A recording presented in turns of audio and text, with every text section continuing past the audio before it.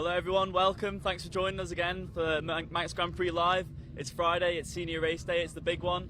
But first, we've got the lightweight and ultra lightweight race. I'm joined here by Chris McGahn, four-time winner of the Manx. Yeah, four-time, let's make it classic race winner. Classic race winner, yeah. A win's a win. Well, it is, but the real event is today, the senior Manx Grand Prix. And got to say, after what has been a very troubled week for a lot of people, with fortnight rather for the last two weeks. I mean, you imagine what Gary Thompson's had to go through, and then today, the final day, we've probably got the best weather we've had for the last 2 weeks. Fabulous weather, really good conditions, low wind, nice sunny morning. I think we might be looking this afternoon a bit of a Tommy Cup. I think so too, and there's a lot of boys who can do that as well. Matt Stevenson on the junior. Right, mate. Matt Stevenson at the junior on Wednesday. He was only just, I think, about half a second off the Tommy Club, and then he crashed out of the lead at Craignabar. Thankfully, he was okay, but that was bound to be a blinder of a finish, wasn't it? And also Andy Farrell in the twins. Yeah. I mean, 3 seconds, I think, off the record. So yeah. I think that maybe there's a chance of that this morning as well. Yeah. But first, we've got the lightweight and ultra lightweight race. We have Victor Lopez Santos going off at 1. He unfortunately had a mechanical at Greba on Wednesday. He's hoping to make amends for that today. He wasn't happy. He wasn't a happy boy, was he when he stopped? He wasn't. And to be fair, the bike didn't seem to be going as well right from the start. No, it didn't. No. He was down on time. Andy Farrell almost caught him up at Glen Helen, and he was. I think he was just about a second slower than him throughout the whole lap in practice. So there was obviously problems there. I think it's going to be another hot race. You know, we've got obviously Chalky again. Yes. On the pattern, because that was a fair second, but I was hoping for a little bit more from him, to be honest. Well, let's go get the thoughts of some of the boys. Well, we haven't had a word with Brad Vickers for a few days. We'll grab a word with him. We've also got Gary Vines walking up to us now. He retired from 3rd place on the 250.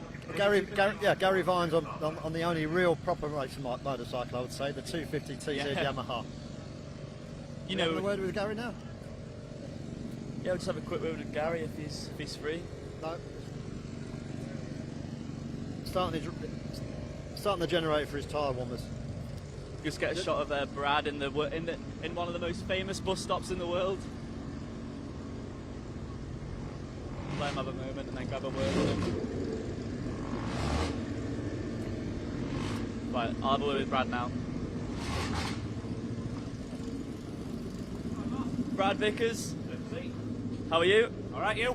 Very good, very good. It's Friday and you're about to race some bikes on one of the fastest road races in the world. Yeah, can't get much better, can it? And it's a sunny day. How you feeling? Yeah, legs pretty good.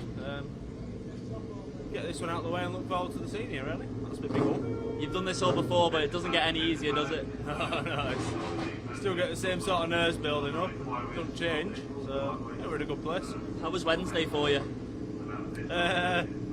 Over the moon with the junior, 4th in there, and then just ran out of fuel at the Craig on the last lap of the lightweight, so hopefully we'll get 2 good strong finishes today and we can go home happy and safe. What's your fastest lap around here on a 600? 119, I think. So by the end of today, hoping to be one of the Tommy Club members and enjoy a pint of the presentation this evening? It'd be nice, it'd be nice. That's ideal. That'd be nice. Good luck, Brad. Cheers, boss. Ta. Who else we got? We haven't actually managed to grab a word with Victor. As we said, retired on Wednesday. Let's have a word with the Hammer. Do you want to take that one, Chris? The Hammer. Yeah.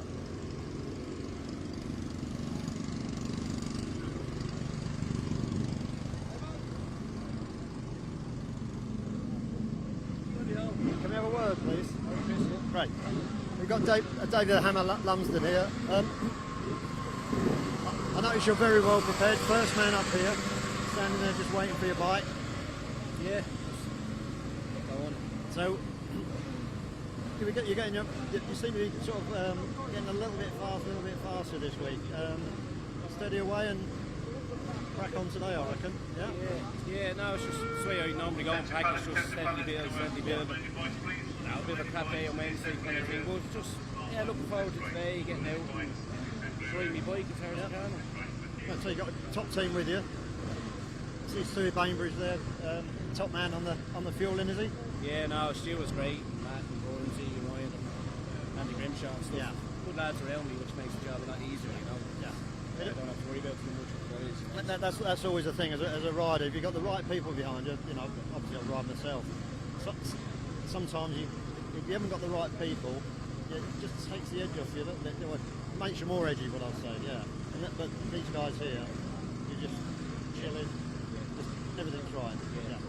All you got to do is ride it. Yeah, no, they're spot on. I don't have to worry about anything else. Just tell me they got with the bike. That's great. It's great. You know what I mean? It takes the pressure off. Super. Hope to see you in the enclosure after. Good luck, mate.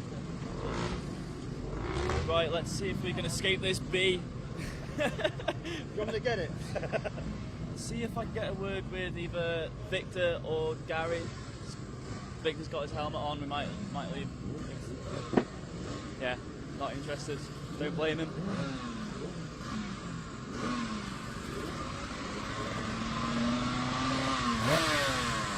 Just warming up the two-stroke. Yeah, must have a word with their lightweight winner on Wednesday, Andy Farrell.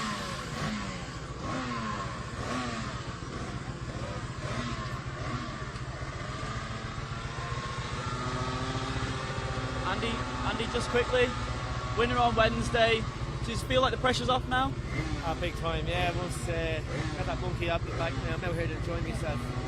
You can just go down Bray Hill in the lovely sunshine on a wonderful Friday. Now, it's one of the hit me markers. If I'm in the running again, I am. If I'm not really worried. You know, I've done what I wanted to achieve. Good luck, Andy. Cheers, thank you.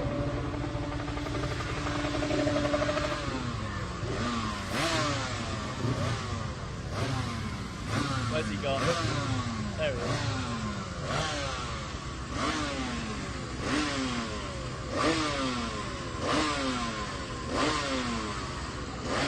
Gary?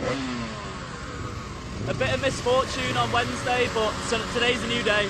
Yeah, I ran out of fuel. Ran out of fuel. Yeah. So not much to change on the bike? No. But, well, apart from maybe try and get a bit more fuel in it. But it was brimmed anyway, so just going to see what happens. I put my other fairing back on. I wondered if maybe that was too much drag.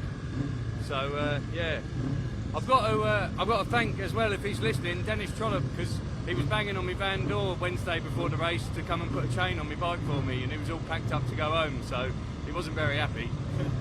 Well, today's a new day, like I said, and good luck for this one. Cheers, thank you. Careful of that. Could I just say that Gary Vines is sponsored by a prolific sponsor, really, Wobbly Bob Racing, which is Bob Taylor Atherton Repair Centre. It's helped quite a few lads. Right, if we come right down the end, we'll see if we can grab a word with Veronica, because this is her second race. James Chalk, number 9 there, winner of the junior on Wednesday. Couldn't quite do it in the Super Twins race, but he's one to watch for this one. Definitely one to watch. Maybe he just was chilled a little bit too much after his win in the junior. Yeah. Actually, we got to grab a word with Michael Rees, newcomers B winner. Don't think I've ever seen a happier winner. Just quickly, if you're enjoying this stream, please share it with all your friends so they can enjoy it too. Don't be greedy. Here he is, Michael. We'll cut through if we can. Michael Rees, world's smiliest man, how are you? Happy. Happy, as always. Happy. What a shock. Oh, like you wouldn't believe it. Honest to God, yeah. How was the ride in the chair the other day at the presentation? I was more concerned about that than what I was about going down Bray Hill, in all honesty. Hanging on for grim life. Ready for this one though? We are, yeah. Just, steady away, have a ride round. We've done what we wanted to do. These boys are experienced, and so we just want to go out and enjoy it. Pressure's off, last race until next year on the Isle of Man. It doesn't get much better than this. No, it's fantastic, and I'm really looking forward to this now. Just have a ride round and enjoy. Good luck, mate. I'll see you at the end. Thank you very much. Right, if we've got time. Don't know if we've got time to go right back at the end here. We've got Ali Foster just up there. Yeah, do you want to have that one, Ali Foster?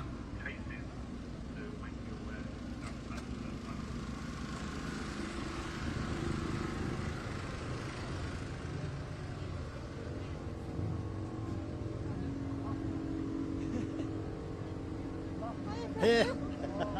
Here we have Ali Foster from Peel, or Foxtel rather, but she drinks in Peel. Ali, fantastic ride on Wednesday. Thank you, I enjoyed First lap at well over 103. it. Yeah, Fast as you've been. yeah. I can't believe that from a standing start, so yeah, I'm made up. Yeah. Looking forward to today. Yeah, can't wait. 4 laps this time. 4 laps. Yeah. Just want to get a good finish because I broke down last year, so don't want to blow anything up. Ali's wearing some very famous leathers from Mark Miller. Yeah. And the only American ever to win a race, well, a proper TT race.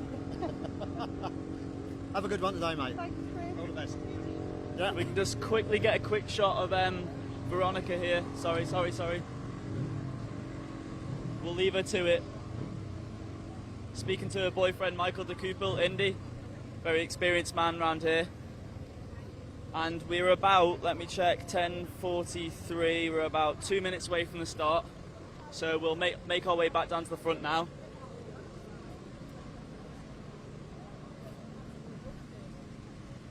Take to the pavement. Barry Sheehan here, third in the newcomers race. He'll be looking to make amends. I don't think he was very happy with that. Legendary Roy Moore.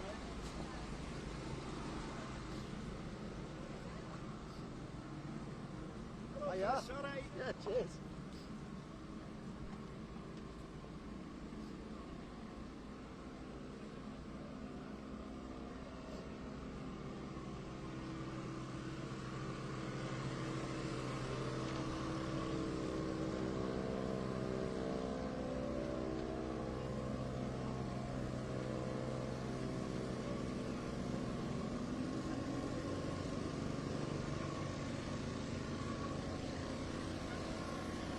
If we can get Ben to just go behind Santos here and just get right amongst the action. You get appearance money now, then.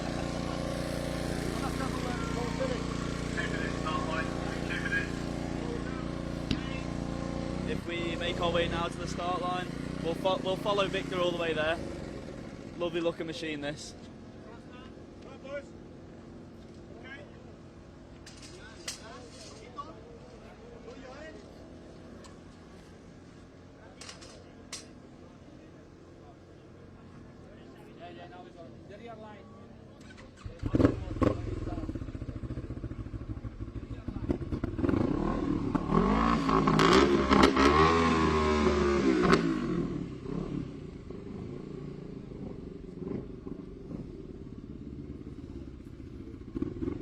Got to say, it's such a privilege being here amongst the bikes moments before they get going. What a view, what a view. What a fabulous looking machine as well.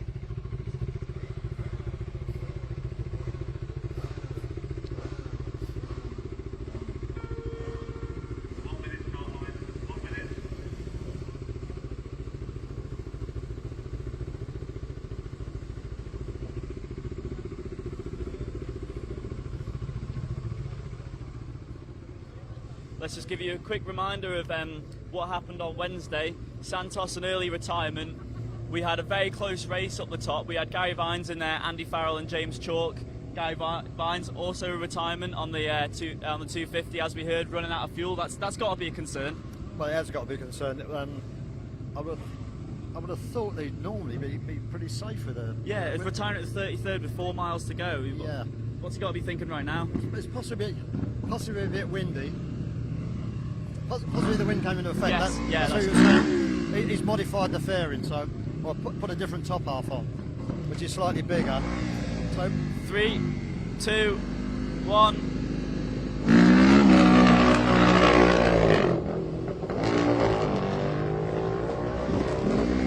That's not chiming in. That is not a good start. He is going to be kicking himself.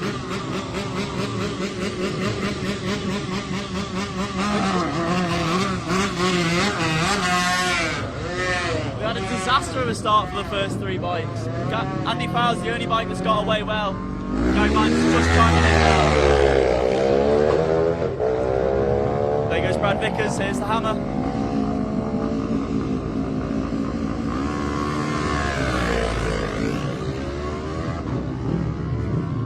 6, Gareth Evans. 5,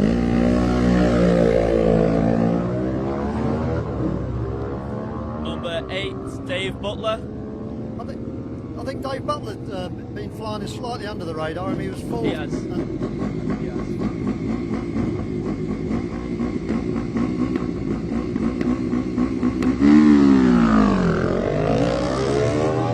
And here he is, James Chalk on that wonderful looking machine. Fabulous.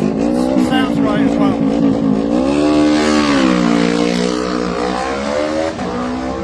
It's a much more compact thing than the ER6s. Yeah, but to be fair, it is a purpose-built race bike. Yeah. A road bike built around a race bike, rather than a race bike built around a road bike. Right, yeah. Number 11, Leon Murphy.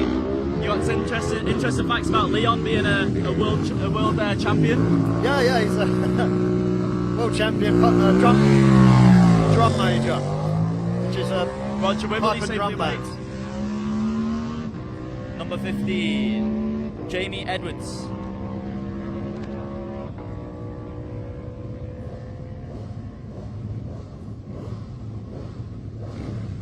It's that 30-second gap between riders, which seems about 3 hours when you're waiting there doing it. What a lovely day here on the Isle of Man. This is glorious. Sorry to rub it in if you're not here. Share this with all your friends, people. Number 16, Richard Stubbs.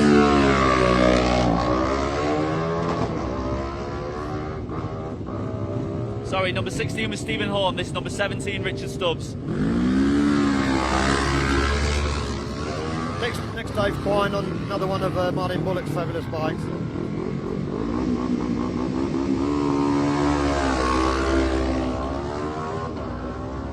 Number 20, Nigel Ray. Slowly up to the line.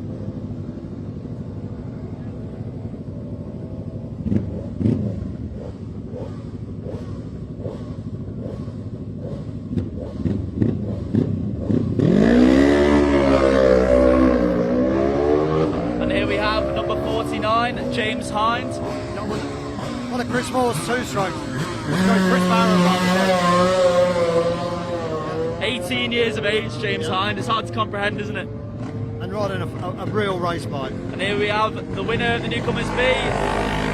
Couldn't beat a nicer fella, Michael Rees. But in hot pursuit will be Barry Sheehan. Lovely looking colour scheme there. Keith Clark here, another rider doubling up Classic TT and Manx Grand Prix.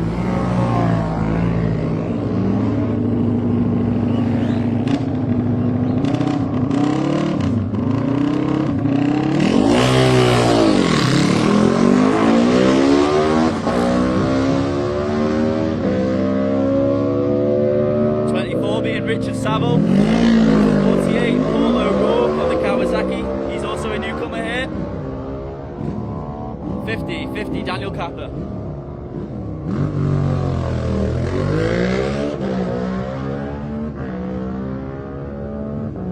Our Colombian friend. Yeah, fabulous. It's amazing that there seems to be more of an international field than there is at the TT these days. Yes. The leaders should be approaching Greba Bridge now.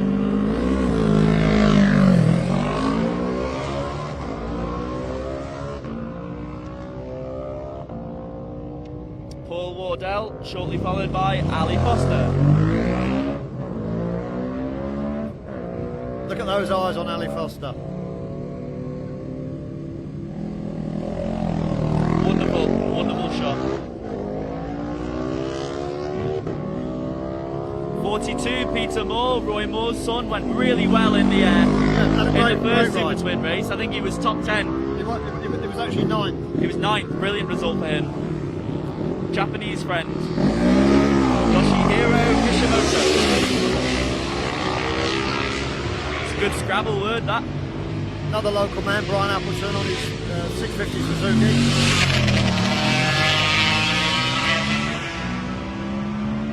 That's a lovely looking colour scheme as well, Tommy Henry. Yep.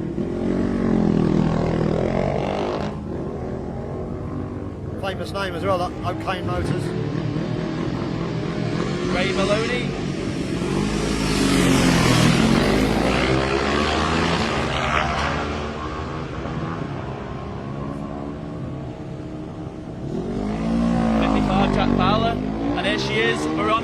think she's actually running an R6 fairing there, isn't she? It does look like one, yes, yeah. You're right on that. Good start for her. 41 Ian Stanford. Nice to see the sponsorship has just put down as mum and dad. I think that's most riders' sponsor.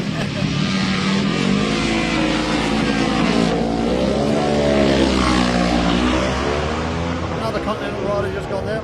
And here on the line we have number 30, Alan Thomas, who's also a top-rate TT sidecar passenger.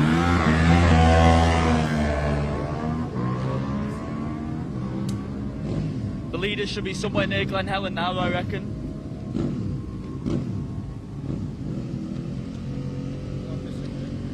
Let's see if we can get any times for you. Give me a moment.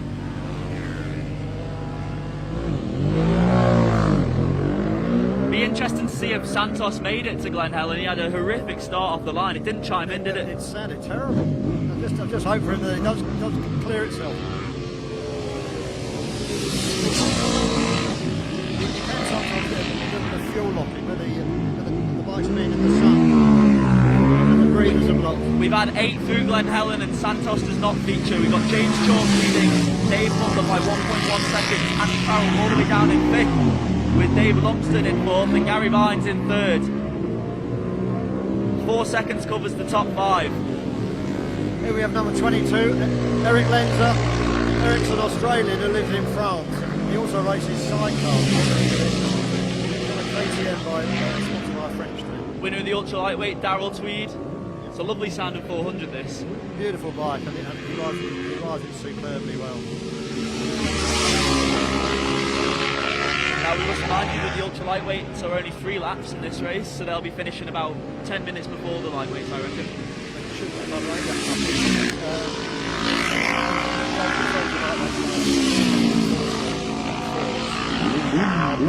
Moto 3s and 125 two-stroke Grand Prix bikes.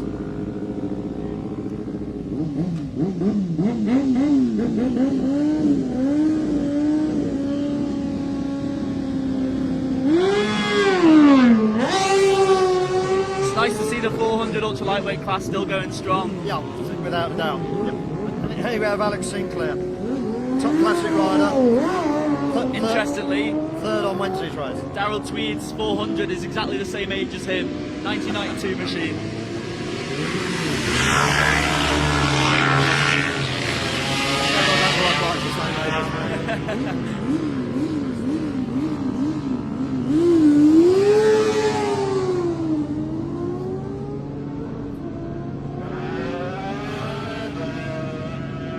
Number 66, Andy Cowie, a commissioner from Ramsey area. We've only got a few bikes left to leave the grid and a lovely looking Moto 3 machine here, Tom Snow.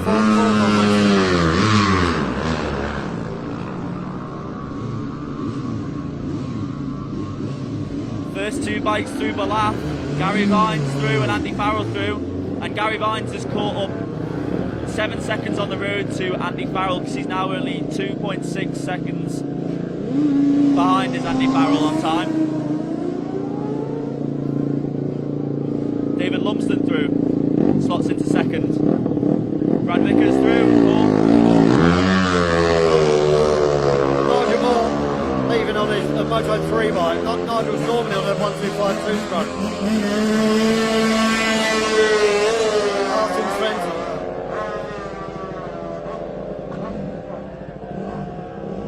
Now Bob Miller's ship on another Moto 3. That thing looks like it's been tested in the wind tunnel. Wonderfully aerodynamic, that thing. Beautiful, look me.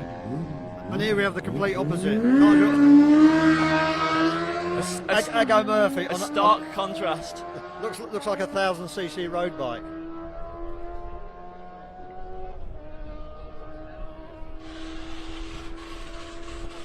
So, we have a host of riders through Balaf, and James Chalk maintains his lead by 3.9 seconds. It's gone up. Dave Butler still in 2nd and Gary Vines in 3rd.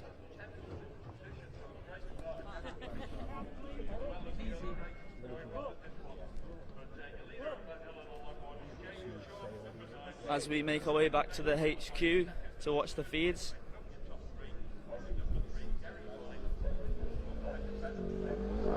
A little birdie told me that Santos was absolutely reeling after his retirement in the first race, and I don't even know if he's got as far as the bottom of Bray Hill.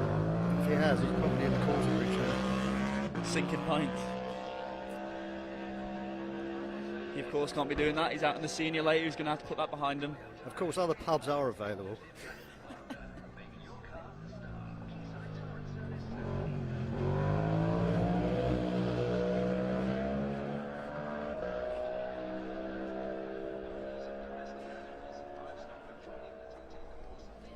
As we give you the top 10 at Ballaugh as we have it, James Chalk leads, second Dave Butler, third Gary Vines. I think that was just hearing that Victor Lopez has retired at the Highlander. I think that was Santos retired at the Highlander, Chris. Maybe he was refusing to believe that it was gonna die in him, but Well, it's when you're in that position, it's, do I just stop immediately, or maybe it might clear, but you're always dreaming it might clear, because it never ever does. If it's wrong, it's wrong. Sorry, as we continue, we have Vines in third, Lumsden in fourth, Farrell in fifth, Brad Vickers sixth, Gareth Evans seventh, David Quine eighth, Jamie Woods ninth, and Stephen Hall ninth. But we need to have Helen lower down the order because Michael Rees slots into seventh place, and Peter Moore in 10th. So some lower order riders are really performing in this second lightweight race at the Manx Grand Prix.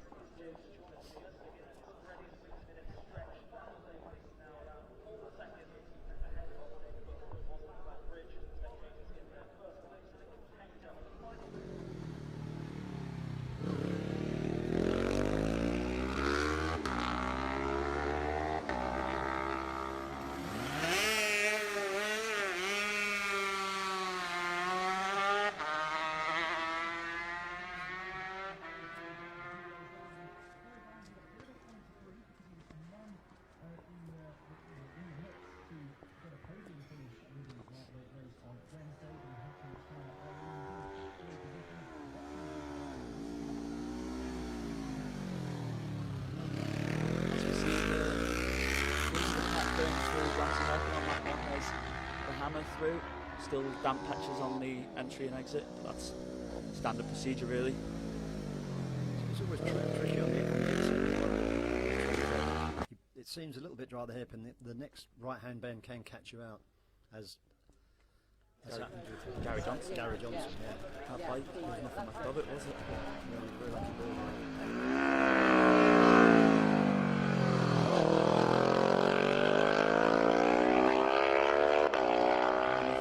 Gooseneck, nice and smooth into focus. Down left, lots of time to It's interesting to look at other people's pit bulls and see how they're getting on, comparing it with yourself.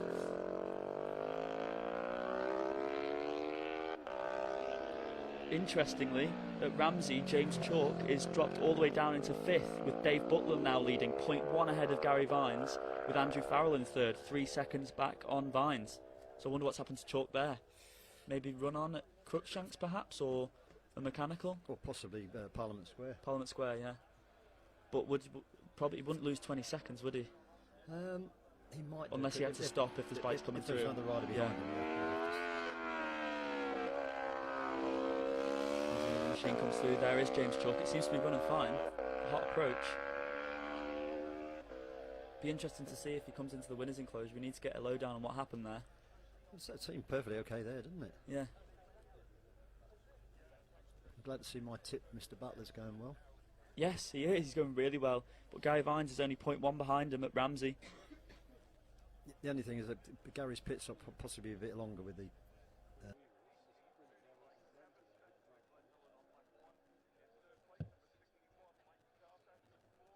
8th place. Peter Moore's dropped down to 14th. Richard Stubbs in 13th, and James Hyde is in 12th. There's Veronica through Ballaugh. Slots into 27th place, as you see on the caption there.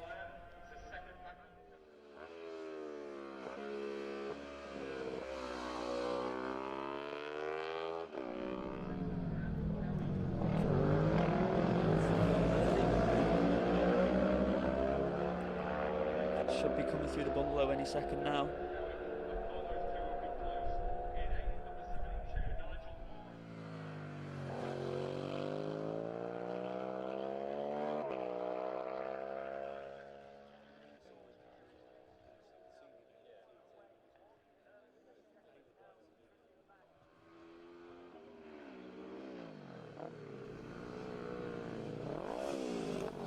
So as another rider approaches the gooseneck, that's David Quine. In hot pursuit of him was number 16 as we have the first two riders through the bungalow. Gary Vines is through, Andrew Farrell is through. Farrell is 4 seconds behind Vines now, so Vines will be seeing Farrell on the road, won't he? Oh, without a doubt. Yep. It's a good target to have. Because it's quite interesting when you see them leaving the line. The rider in front, you can just see them going through St Ninians, so it takes about 10 seconds from the get-go to the... You can normally, the biggest little telltale is as you come out of Union Mills, the rider in front is just tipping into the Glen Lock. Top of the Ballahutchin. Yeah, top of the Ballahutchin. And then you sort of lose sight of him. You just see them as you come down the Ballagary in the distance. Here's Michael Rees through the gooseneck. He's having a great one with James Hind actually behind him now, so he's caught... Actually, no, I think Michael Rees has actually caught 10 seconds up. Let's just see what the... Yeah, he started 10 seconds behind Michael Rees, so he'll be 11 seconds in front on corrected time. So at the bungalow, it's all changed. Gary Vines now leads 1.9 service fuel. Doesn't at all, does it? I mean, I just hope for him he does get the 2 laps in because he's a great. He's had some great results. Yes, he's been at it for a few years now. Yeah, but he's been there nibbling at it. Always been the nearly man, hasn't he? Yeah, he's had a few stops. Always the bridesmaid, never the bride. Definitely, yeah. He's an excellent rider. Barry Sheehan through. That's one of the nicest looking bikes out there, in my opinion. What do I know? Lower order through. It's a 400 machine. In the ultra lightweight race, Tweed is running away with it again, 17 seconds.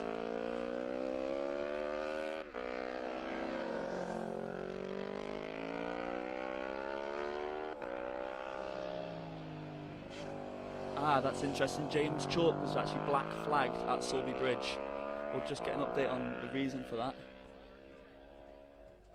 If you're enjoying this stream, please share it with your friends so they can enjoy it too. Give us a thumbs up or an angry face. We won't call you out. Well, I would have thought if he was black flagged at Sulby Bridge and it's continued and he's still in 5th place now, I would have thought he would stop for no reason and then he'll get that time back. Accredited, yeah. So he'll probably be race leader, but hopefully the team, Ian Locker, will be hanging on the clerk of the course's door right this minute. And it's corrected again now, so James Chalk actually has gone into the lead at the bungalow, but it's only 5 seconds. That's good news, good news. Andy Farrell 4th, David Lumsden 5th, Gareth Evans 6th, Brad Vickers 7th, and Leon Murphy 8th.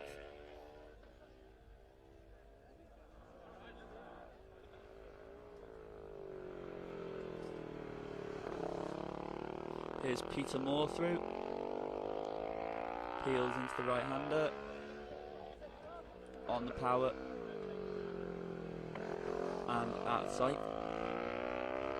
First rider through Cronknamona, that's Gary Vines, so we haven't got Andy Farrell through there. But I seem to remember in the first race, the transponder didn't seem to clock in for Andy Farrell at Cronknamona. As we see the first bike across the line, there is Farrell, so that was a transponder problem again. And here comes Gary Vines.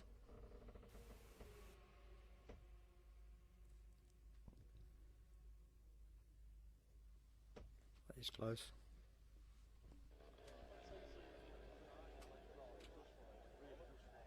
You getting the times yet? Times are coming in. Gary Vines 112.865 with Andy Farrell 112.695. So Vines, until we have the other riders through, is 1.8 seconds ahead of Farrell. Here's Veronica through the gooseneck.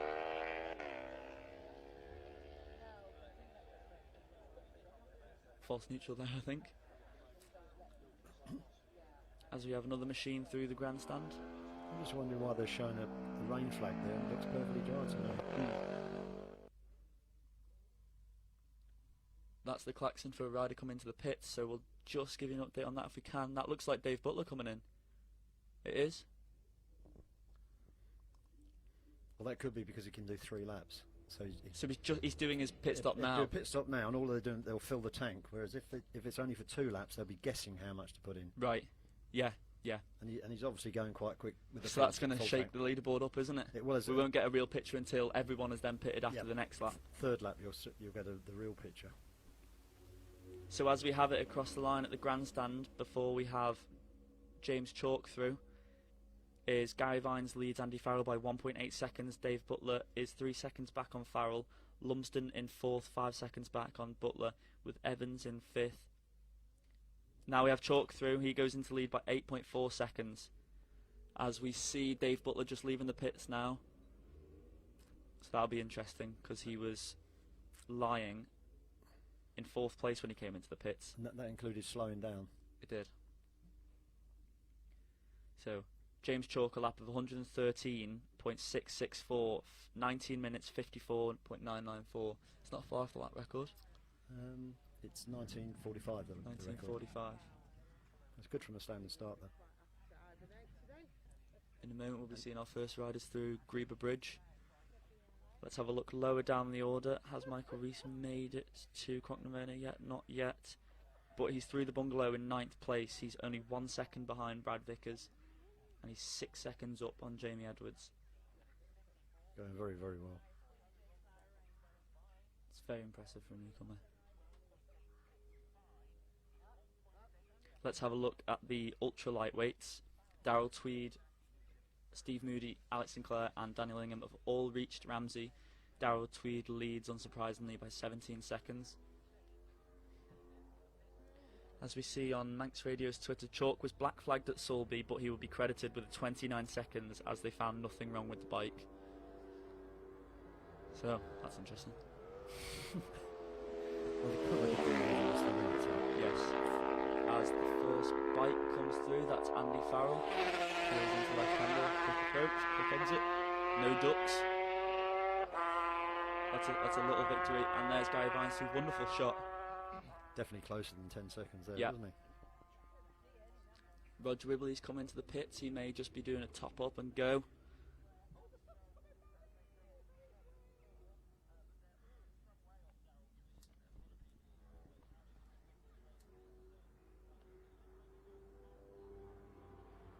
As we run you through the top 10 as we have it at the grandstand, James Chalk, first, second, number 3, Gary Vines, third, number 2, Andy Farrell, as the hammer comes through Greba. 4th is Dave Butler, who actually pitted at the end of that lap. 5th, David Lumsden. 6th, Gareth Evans. 7th, David Quine. 8th, Brad Vickers. 9th, Jamie Edwards. We still wait the arrival of Michael Rees. 10th, Stephen Horn. 11th, Richard Stubbs. 12th, Roger Wibley, who also pitted. And 13th, Leon Murphy.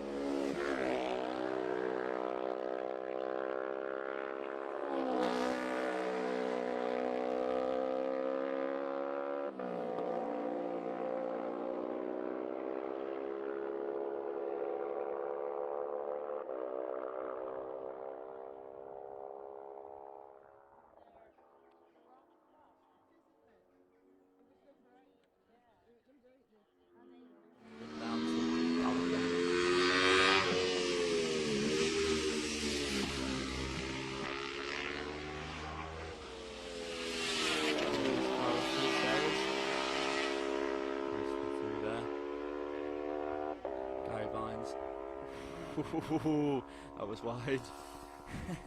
He's trying. He is trying.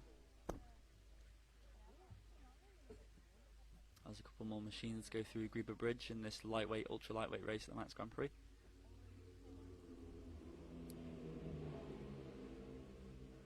As more bikes cross the line, we'll be waiting for our first ultra lightweight machine through here on Glencountry Road.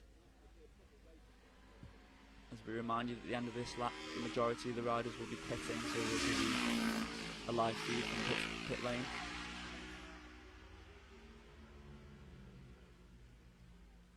So Gary Vines has made 5 seconds on the road. He leads Andy Farrell by 5 seconds at Glen Helen, with David Lumsden third, 13 back on Farrell. But we await the arrival of James Chalk. Let's just get a lap speed for Michael Rees at the end of lap 1. 108.097, 9th place for him. 1 second behind Vickers still at the grandstand. Very respectable for a newcomer.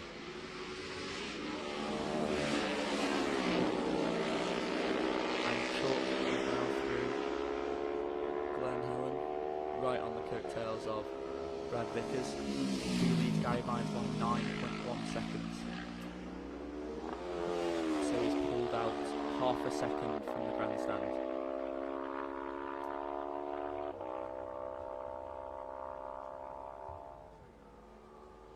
It's probably just about calming down now, because if you get stopped for no reason at all, the head scramble, And then he'll get a pit board saying he's in the lead. He Yeah. won't know what to think. No, hopefully he has, yeah. Just going through there. You know where he is at Glen Helen on time? Dave Butler at Glen Helen. He slots into 6th place. And that's after a pit stop. That's after a pit stop. He's 6 seconds ahead of Brad Vickers in 7th and 4 seconds back on Gareth Evans in 5th. Gareth Evans is 40 seconds behind David Lumsden. We've still got some lower order riders to come through.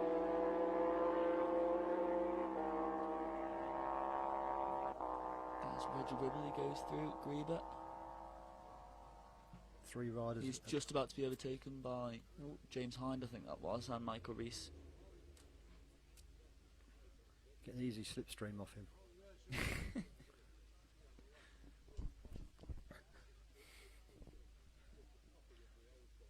So let's have a look at the ultra lightweights at the Bungalow. Darrell Tweed leads Steve Moody by 22.8 seconds. Alex Sinclair in 3rd, 5 seconds back on Moody. So Daniel Ingham, who was 2nd in the last ultra lightweight race, is all the way down in 5th place. He is 6 seconds off the podium position.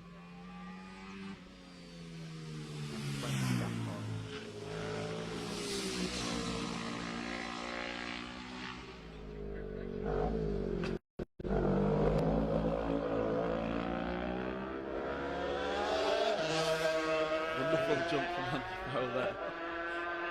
Need to go to the physio after that, bit of It's always whiplash. nice when it's good weather at the end of the week because people go home. Gary with Vines also through. sunshine, not the drill, holiday, wet weather.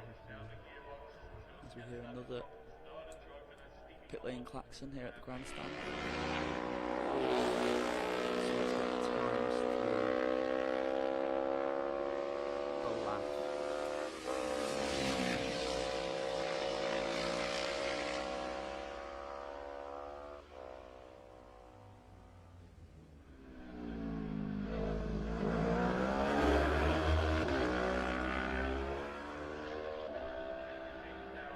Nice shot of the hammer going through black.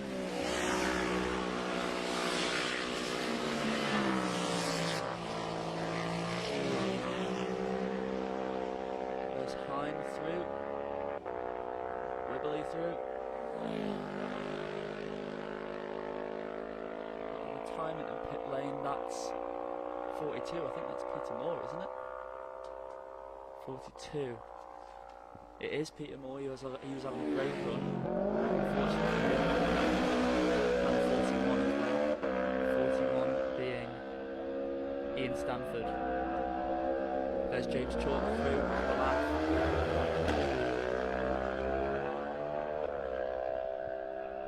Brad Vickers through as well. Motocross style over there.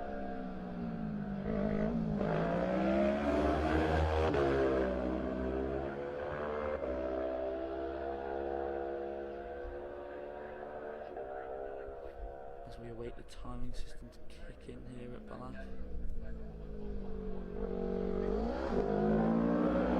But as we said, all the pit stops at the end of this lap, that could all change things. We've seen retirements running out of fuel, we've seen retirements coming into the pits, we've seen leads lost because of pit lane speeding penalties.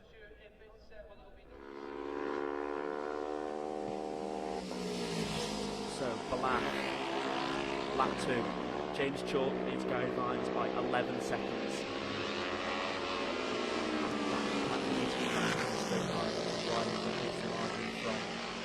From Glen Helen to the lap. The average speed is very quick there, isn't it? It is very fast, yeah, but we've got a speed trap at Sulby, haven't we? Yes, we do. That'll give us a great idea. better indication. Andy Farrell, Gary Vines through. Gary Vines, interestingly, on the it's 250 or something, isn't it? Yeah, 250. 250.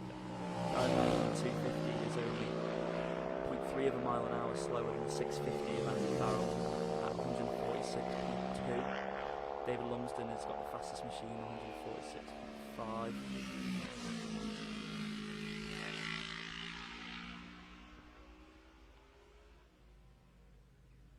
Nice approach into Sarah's there.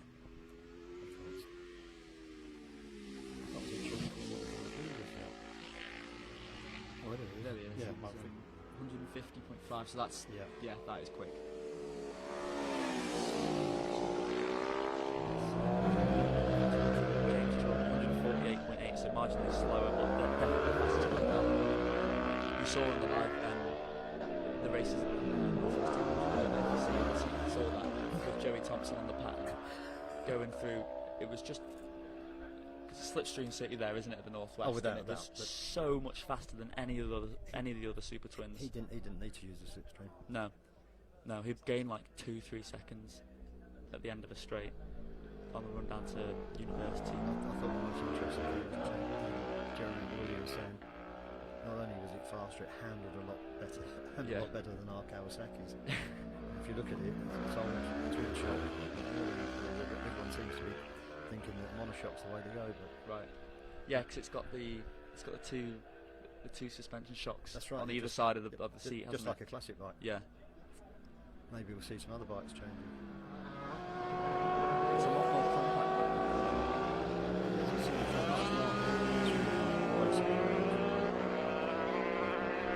Interestingly, we've seen James Hind actually past Michael Rees now on the road, starting 10 seconds ahead. Rees overcame that advantage and now has dropped back again. So we'll see how that pans out when they go through the timing.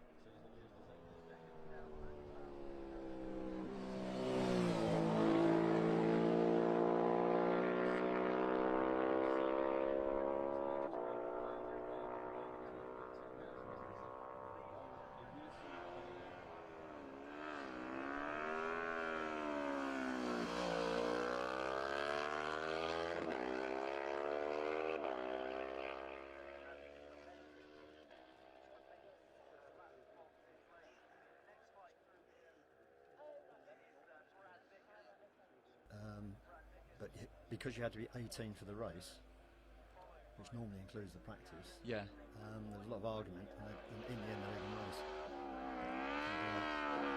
I'm sure Right. the newcomers did run with the experienced riders at the time. It was just a separate class within the race. James Chalk through the gooseneck, nice and smooth in the sunshine. Lovely day for racing here. We've seen they've saved their arms and put that rain flag back in now. So James Chalk at Ramsey leads Gary Vines by 14 seconds. Andy Farrell in third, 8 seconds back on Vines. So Vines has almost caught Farrell up on the road now. David Lumsden in fourth, Dave Butler in fifth, Gareth Evans in sixth, and Brad Vickers in seventh. Let's have a look at some of the riders lower down the order. As we said, Michael Rees in 9th, James Hind in 10th, Jamie Edwards slots into 11th, Stephen Horn 12th, Stubbs in 13th, Murphy 14th, O'Rourke 15th, Saville 16th, Sheehan 17th, and Wibbly 18th. As you say, I think the most interesting thing will be after the pits when we see how much time David Butler makes up on the ones in front of him. Yeah. Because he'll be going straight through, obviously. And as we turn our attention to the ultra lightweight, Darrell Tweed is through Glen Helen. At the grandstand, he led Steve Moody by 31.1 seconds. Tom Snow now That's on the Moto3 machine, isn't it? Tom Snow. Yeah, Tom Snow normally rides 125, and he's been offered the opportunity by Falcon Electrical to basically be Dan Sale's teammate, because Dan's sponsored by them on the Moto3. Yeah. And I think he's just adapted to it. He rides 125 in the first one. It's quite a bit of a difference over bikes. Big jump there. Good to see Snowy on the podium anyway. Yeah, definitely. There's long been a supporter, well, the whole family have. One meeting, his father and his brother. Snows, and you've got the Owens as well. That's right. There's three of them. Wonderful split screen there. As we see a rider coming through the laugh. Clock the number there.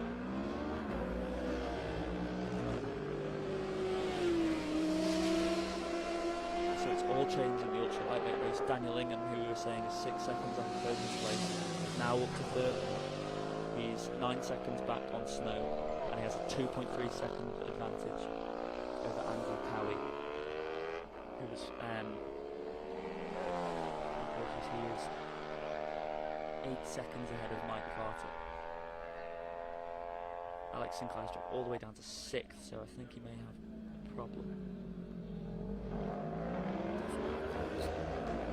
Third on Wednesday, wasn't he? Third place again.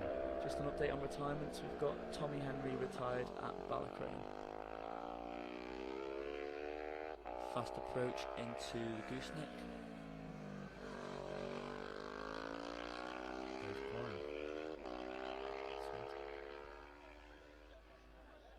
There's Stubbs, Richard Stubbs. It's nice to see people sticking around for this final day of the Festival of Motorcycling, the Manx Grand Prix. See James Hine now, he's broken Michael Rees at the gooseneck. There goes Michael Rees now. And Wibbley, he's just about lost the toe on them too. He's a big lad for a 650 though, you've got to say. So at Ramsey, in the lightweight class, James Chalk leads Gary Vines by 14 seconds. Andy Farrell third, 8 seconds back on Vines. But they're going to be coming into the pits at the conclusion of this lap. And we've actually got the first bikes through the Bungalow. So we will make our way now to the pit lane for the pit stops.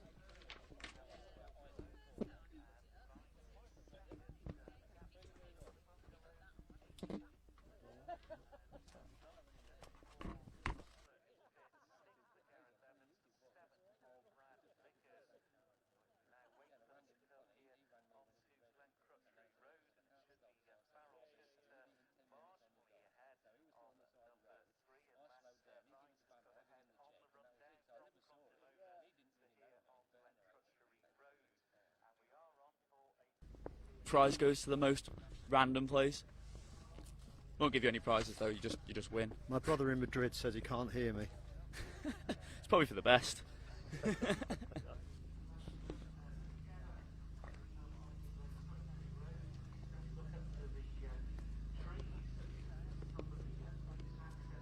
As this klaxon goes at the end of lap 2, they're quicker than us to the pits.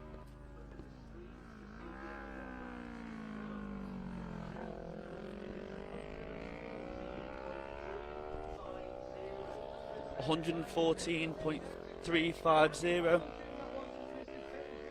Oh.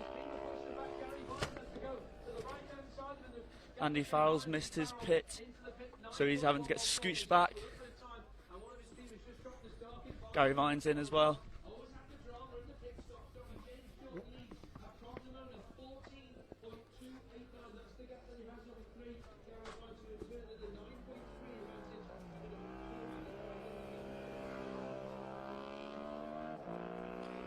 As we rejoin, could be kicking himself for missing his pits there. We've got lights on at current moment. We've got lights on for 1, 5, 9. Farrell fires up. Gary Vines will be leaving at about the same time.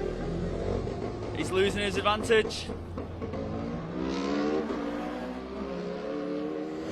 he's away, he's away, he's away.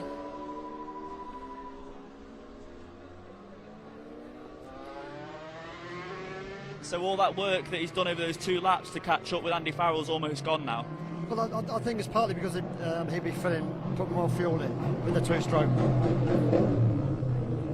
There's James Chalk. in. Chalk.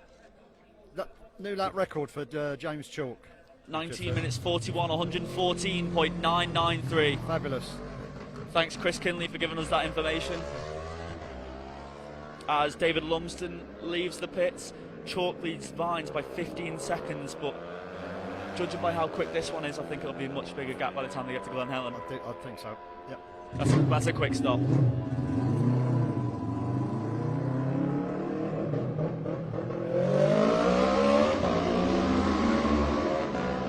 Dave Butler just Dave gone Butler through. just goes straight through, so he'll be on the road with James Chalk. Well, looking how close they were going down Bray Hill, possibly Butler would get a toe off of Chalky now. Yeah, that'd be very interesting to That'll see. help him move up. Very interesting to see at our live camera at Griever Bridge. Not a cloud in the sky here at the grandstand. We've got Brad Vickers and Gareth Evans through. That's wonderful. New lap record, almost in the 115s. Fabulous stuff. That'll be right up there even in the TT, wouldn't it? Well, definitely, yeah. It's got to be, I'd imagine, top 8 TT. Yeah.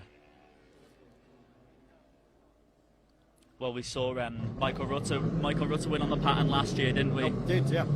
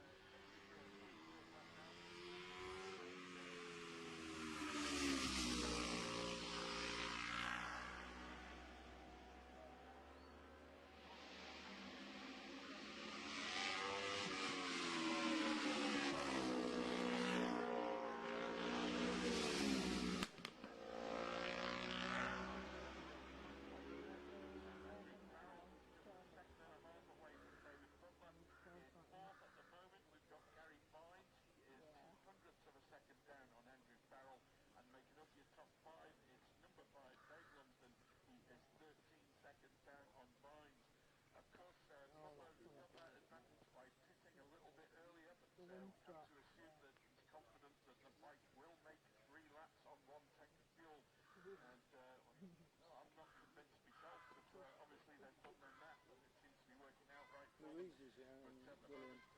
Okay. And Steve's wife, Candy. Candice.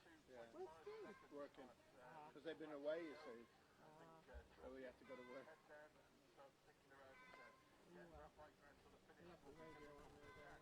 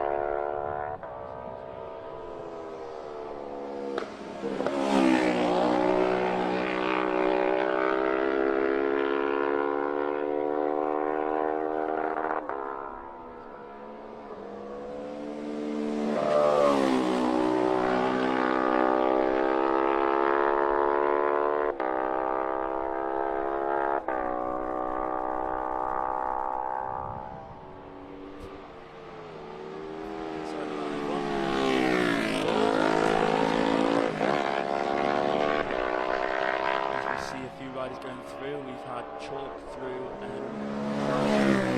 picture now of the leaderboard at the end of lap 3. Sorry, during lap 3 at the end of the pit stops.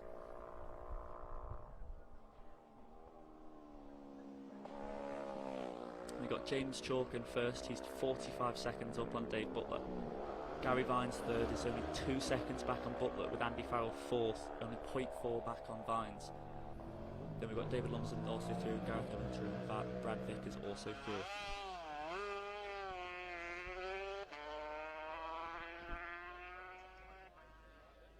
There we go. Whoa! Gary Vines through. Everyone got a bit of a fright there, but he's through. I think that's called using all the road.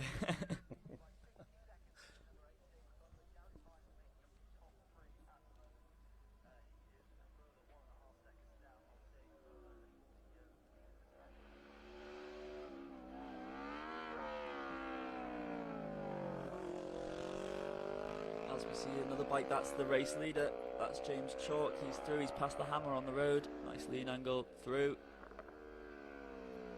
P5 minus 14. That's with a hammer. There's Dave Butler. Nice and fast approach. P2 minus 49 plus 1. So he knows, doesn't he? He knows that there's someone right behind him. And that person is Gary Vines, who's 1.4 seconds now back on Butler. That runner-up position is definitely going to be very hotly contested, isn't it? Let's turn our attention to the ultra lightweights. Darryl Tweed leads by 1 minute and 1 second going on to their last lap at the grandstand. Tom Snow second is only 4 seconds up on Andrew Carey in third, who's 12 seconds up on Ingham in fourth. Very close in that race. We got Mike Carter 5th, Alex Sinclair 6th, Steve Moody 7th, and Nigel Moore 8th.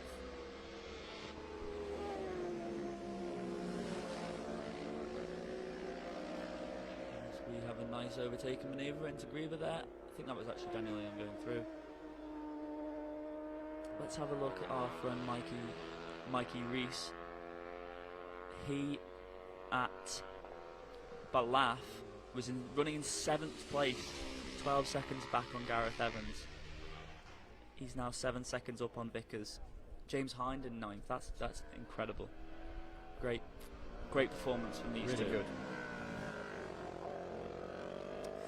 What do you make of that then, Chris? The lap record on that lap by James Chalk. That's really good. And don't forget that it did include slowing down to come into the pits. The only so flying lap will be the 4th one. Yeah. But there again on the 4th lap, he's got a fairly comfortable lead. And he'll be getting pit boards, he'll be rolling off. Yeah, he might be just taking it steady. Although sometimes when you think you're taking it steady, it's just everything's just flowing, and you just go faster. You're not forcing the bike. Yeah. You're not forcing yourself either. There's Darrell Tweed, race leader of the ultra lightweights through Sarah's. Nice line through there.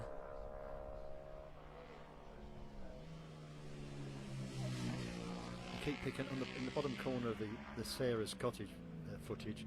As we pan round, we keep seeing a gentleman with a long. There he is. That's John Rimmer, former classic rider from Liverpool. There we go. And he's sponsored quite a few riders in his day as well, lending people his bikes. Excellent man, but very, very helpful if you're stuck for bits and pieces. I've marshalled down at the Southern with him actually. He's at the Ballown Dip. Did he stop talking ever? No, never stopped talking. Banging on about the football. He cares about football. Well, he is from Liverpool. So we've got 2 riders to the Bungalow, Gary Vines and Andy Farrell. Andy Farrell is only 1 second back on Vines. So Vines is 9 seconds back on the road. Fast approaches from the ultra lightweight machine through there.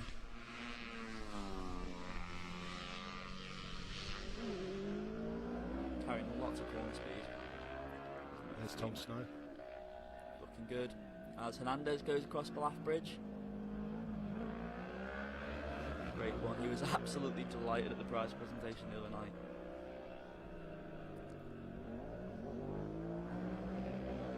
So at the Bungalow, Chalk has a mighty lead of 1 second back on Vines. But we need to await the arrival of Dave Butler, who is in second, and he's through the Bungalow. Only 0.3 ahead of Vines now. Ooh. So there's only one. Third, and Farrell in fourth.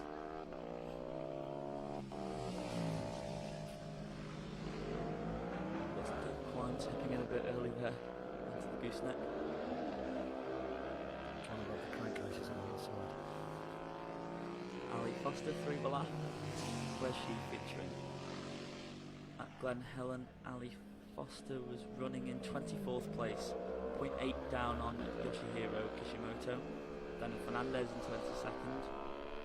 The standout results. Ooh.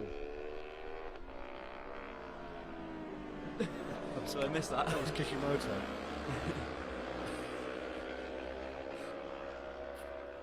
Different line through Ballath, was it? It was just a very strange one. There's Hine through the gooseneck. Nice lean angle. He'll be making use of those knee sliders today. Appleton through Ballath. Well, this if Chalky can take the win here, that'll be great for him going into the senior this afternoon. Fabulous. Yeah. He'll be one of very few riders to win three Manx Grand Prix in a week if he can pull off the senior. Well, and bring this one home, bear in mind. Still a lot to play for. I mean, actually winning 2 in a week's a fair old achievement, anyways, just on its own. Gary Vines through Crunkmona on lap 3, 19 minutes 58, including the pit stop.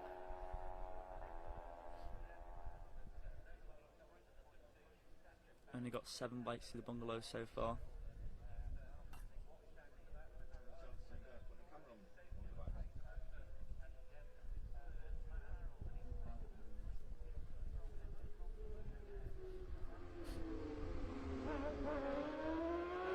Another machine goes through the grandstand. We've got James Chalk on through Crunkmona. We've also just seen Darryl Tweed there through Ballath. Gary Vines through the grandstand.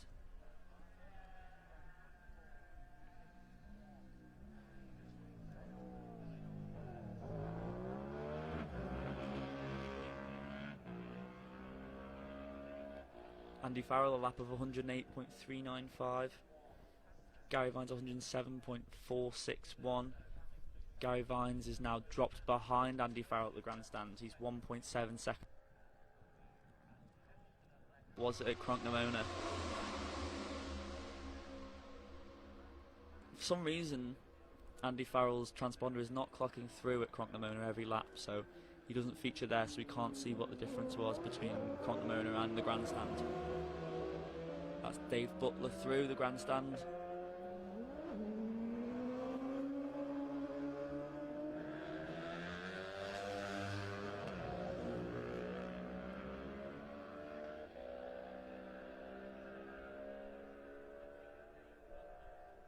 And as it has been all week, it's all changed again as they come through the grandstand going on to their final lap. Dave Butler is now down into third, 1 second behind Farrell, with Gary Vines 0.6 behind Butler. So 1.6 between them. Changes every sector, doesn't it? Oh, doing their best to give us a fright today. That was a wide one out of Gooseneck.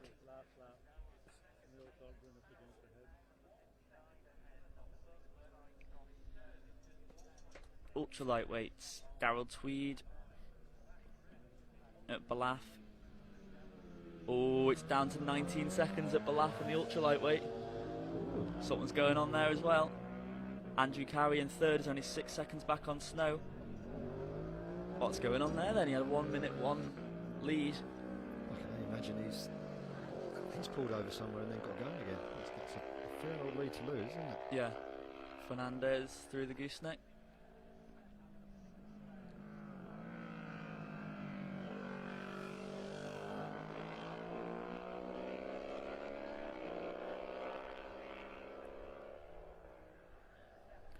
What was it at Glen Helen? At Glen Helen, Tweed's lead was 13 seconds. So did he come in? the pits? He must have done. He must have He come in and then done. Tom. Oh, because Tom Snow's on the. Is he going for 3 laps without pitting? No, I think Tom Snow stopped, and obviously Andy Cowie can do 3 because he was very annoyed the other day that they made him do a compulsory pit stop. Yeah. So at Glen Helen on the final lap, Tom Snow was only 13 behind Tweed, with Cowie 6 behind Snow. Then through Ballath, Tweed had increased his margin to 19 seconds, with Andrew Cowie 6 seconds back on Snow.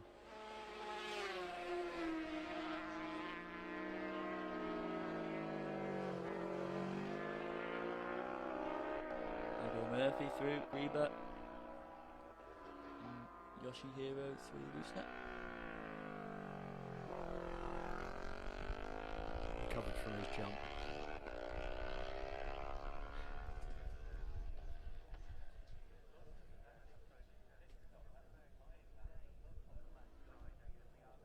So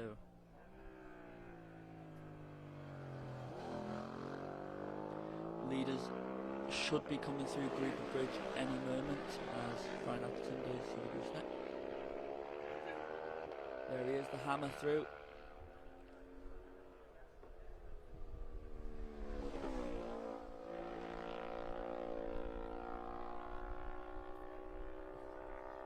Quick approach there for Dave Butler. Ooh. These boys are on it.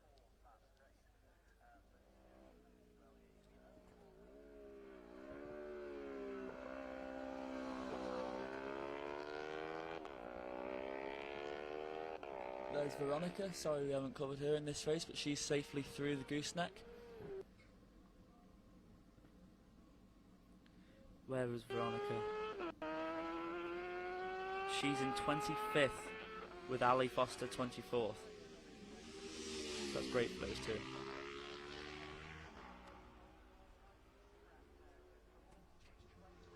James Chalk has retired, I'm hearing. James Chalk has retired at Ballagary.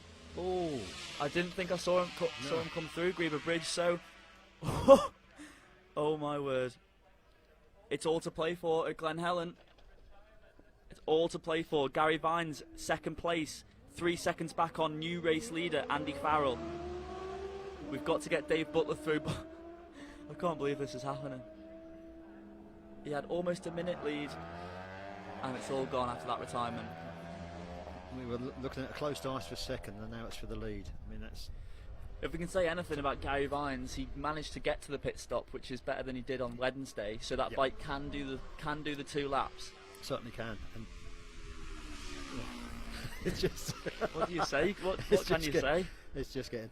I mean, Dave Butler, that just shot me just saw of him at coming out of Greba Bridge. He was trying. He trying. was trying. He should be through Glen Helen any moment. He is through. He's in 3rd place now, 0.4 back on Vines. So Andy Farrell leads on the final lap. Gary Vines by 3.1 seconds. Dave Butler in 3rd is 0.4 back on Gary Vines. David Lumsden in 4th is 20 seconds back on Butler, so he's out of the running for this podium place. But as we've just seen, anything can happen. Yep. Oh my goodness.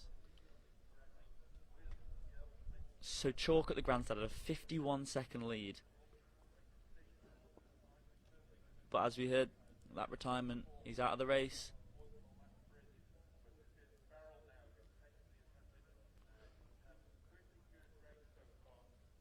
Goes quiet on the screens.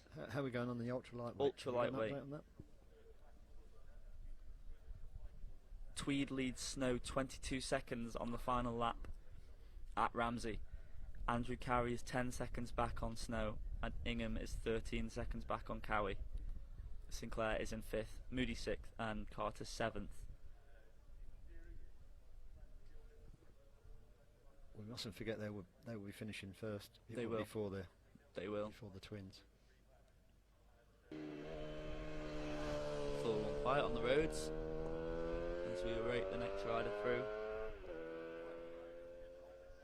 61 through the gooseneck. As we overhear the tannoy, let's have a quick see where Michael Rees is actually.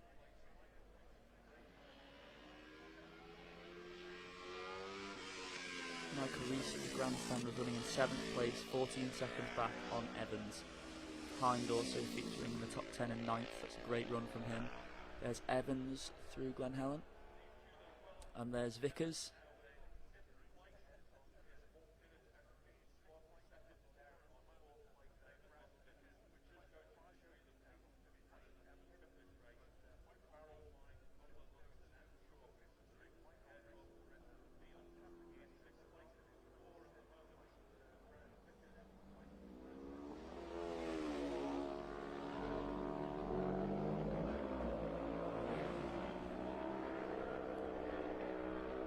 Quine through Greba Bridge. And there goes Farrell, leader on the road, leader in the race, through Balaf.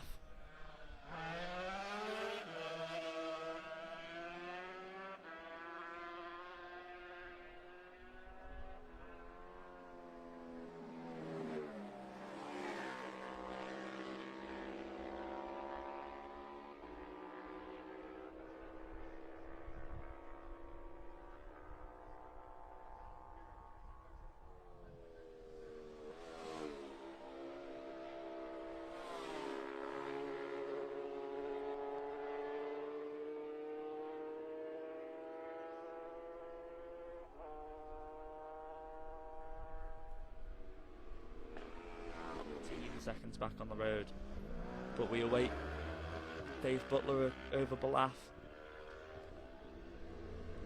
There's the hammer. David Lumsden, he's through. But any moment now we should have Dave Butler. Smooth and fast, he's through. Let's get the official time.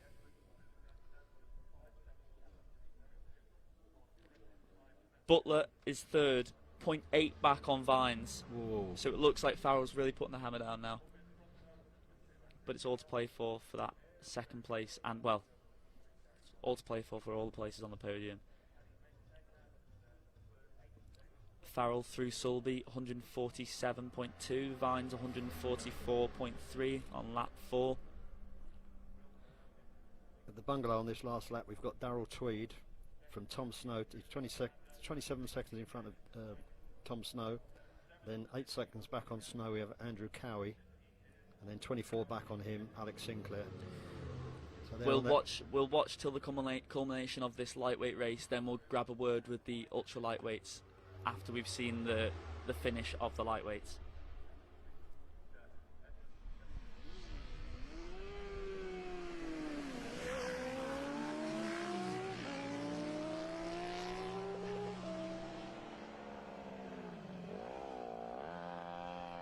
Wiggly through Sarah's.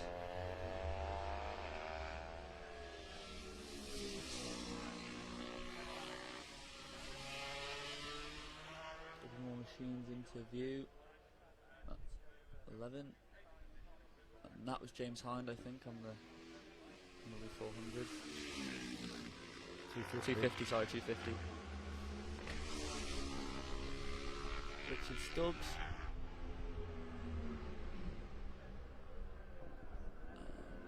And that was Stephen Horn.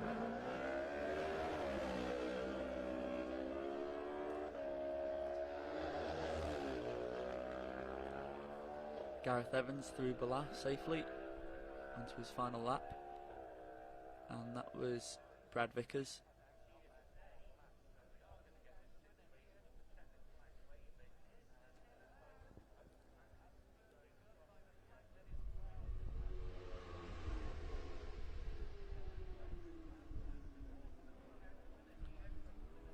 That's Tweed just across the line. That's Tweed across the line. He will take the win in the ultra lightweights. We'll grab a word with him after the culmination of this race, which is hotting up now as they come through to the final half of their last lap.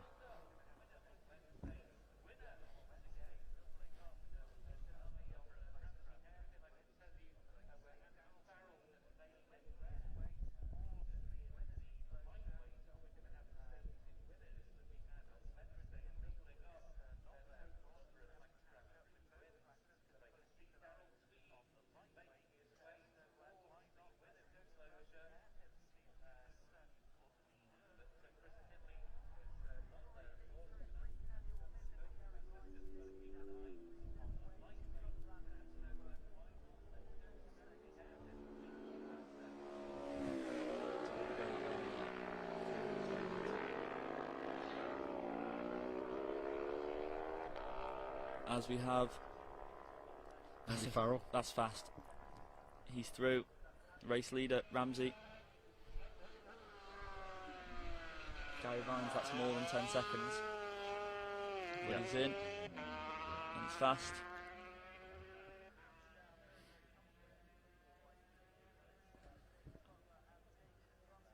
It's still 4.4 seconds at Ramsey.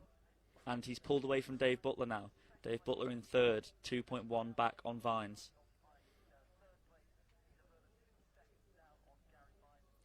In all the Manx Grand Prix races we've seen this year, there hasn't been a flag-to-flag winner, has there?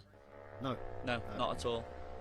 Well, with Tweed is the exception. And he has been exceptional in that class, would you say?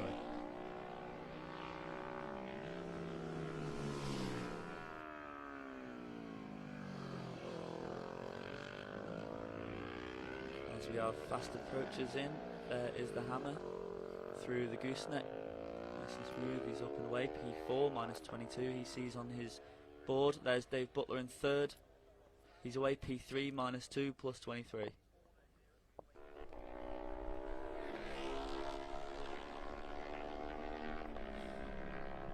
As we will make our way over to the winners' enclosure now to grab a word with the ultra lightweight winner, Darryl Tweed, and talk you through the end of this lap.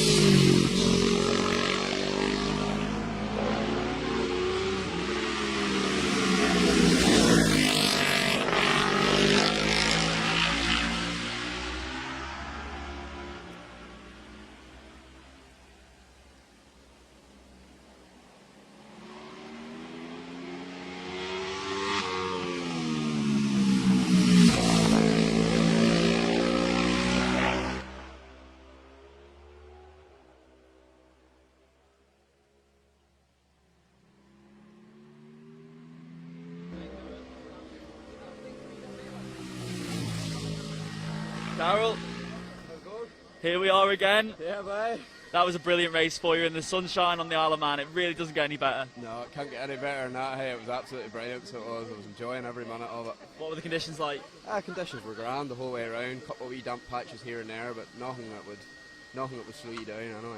So unlike Wednesday when you had the disappointment of the junior and the pure thrill of the win of this race, now you've got the other way round. Can you replicate this in the senior today? Well, I'd like to think I'll not be far away now, but you know, you never just know with Isle of Man. Like, it's a long way around here. This bike never misses a beat though, does it? So trusty. She's a trusty steed, so she is. Ruben does a great job with her. Hey, he's absolute top lad at building bikes. Like, he knows what he's at. Were you aware of your position throughout the race? You had control of it. It did come down a bit. Was that because it was like a minute and 1 second at one point, and then it came down to like 13 seconds at Glen Helen on the final lap? I got 13 seconds as I was coming out of Balak, and I was like, what have I done here? But I assume maybe Moto 3s don't have to pit stop. Right. So they don't, so... Right. he's been able to go on through. Little bit of a scare, but A wee bit, the heart started pounding a wee bit harder for the run across the mountain now, that's for sure, but we brought her home anyway, I'm happy. you're here now, and then you enjoy this a little bit before you got to get clued in for the senior today. Yep, yep. Well done. Thanks very much. Cheers. Cheers. Well done, man. Cheers, man. Brilliant. Thank you.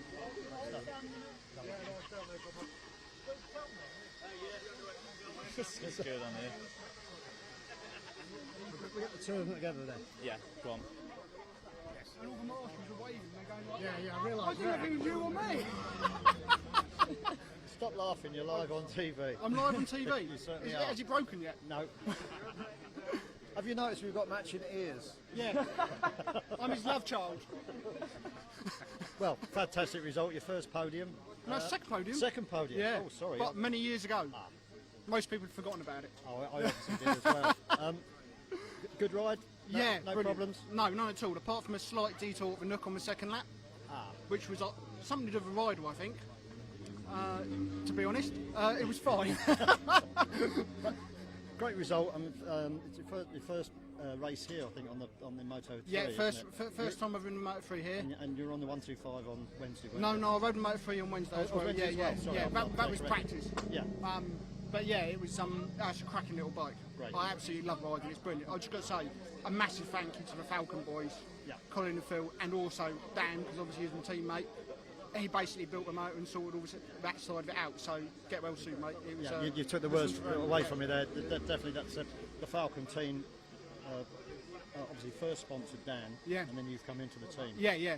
and Via Dan, really. It was Dan Yeah. who sort of put me forward. So Yeah. that one's to you, mate. Definitely. Great team to lads, yeah. So, All the best. We're all thinking of Dan Sale. Lovely. Great. Cheers, Chris. Let me grab Andrew here. Go for it.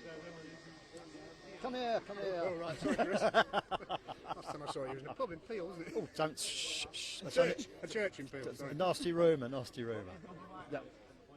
Pleasant ride. It was lovely, absolutely fantastic. The bike was singing.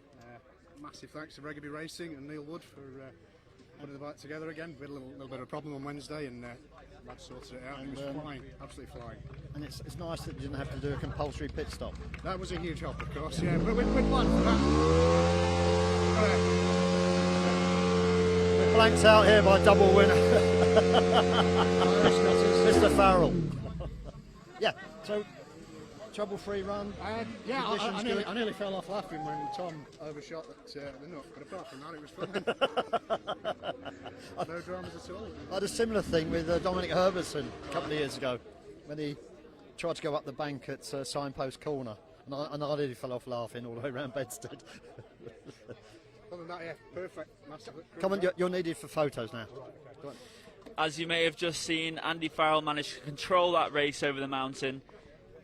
He's through the grandstand in first place, 114.650 on the final lap. He beats Gary Vines by 6.3 seconds with Dave Butler in third, 2.5 back on Vines. So we'll let Manx Radio get in there first. Should we get Gary then? Yeah, let's go get Gary. It's a very emotional win for Andy.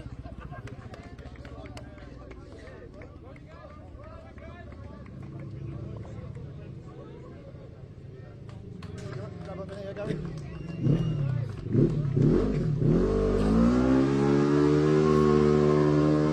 That's Dave Butler in. He's obviously Okay, pleased with that.